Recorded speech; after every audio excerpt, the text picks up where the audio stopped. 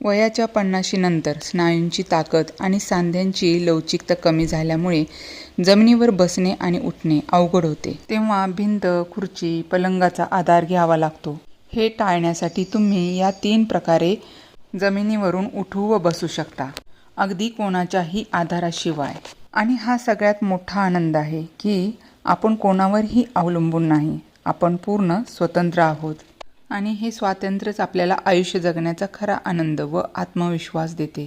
आपण पाहूयात पहिली स्टेप. अशा पद्धतीने बसलेल्या अवस्थेतून दोन्ही हात आपले जमिनीवर टेकवा.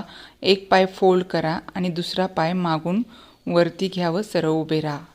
दुसरी स्टेप. दंडासनात बसलेल्या स्थितीतून आपले पाय फोल्ड करा, पालती मांडी घाला व गुडघ्यावर या.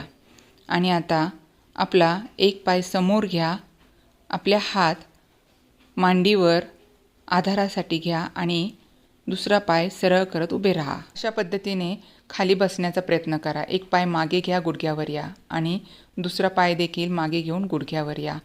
आता पालती मांडी करा खाली बसून आणि पाय समोर घ्या. खूप सोपं आहे, तुम्ही नक्की याचा सराव करा. आता पाहूयात तिसरी स्टेप.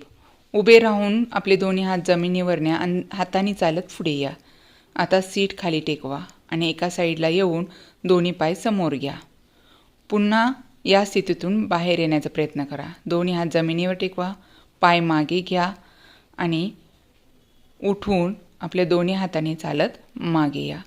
अशा पद्धतीने पुन्हा एकदा दुसऱ्यांदा सराव करा. दोन्ही हात खाली, जमिनीवरून चालत हात पुढे, आपली सीट टेकवा खाली आणि दोन्ही पाय समोर घ्या.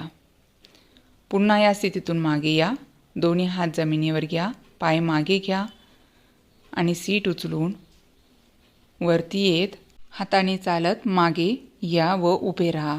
ह्या 3 स्टेप याचा तुम्ही नक्की सराव करा आणि आपला आत्मविश्वास, स्वातंत्र्य आणि यातून मिळणारा जो आनंद आहे तो टिकवून ठेवा.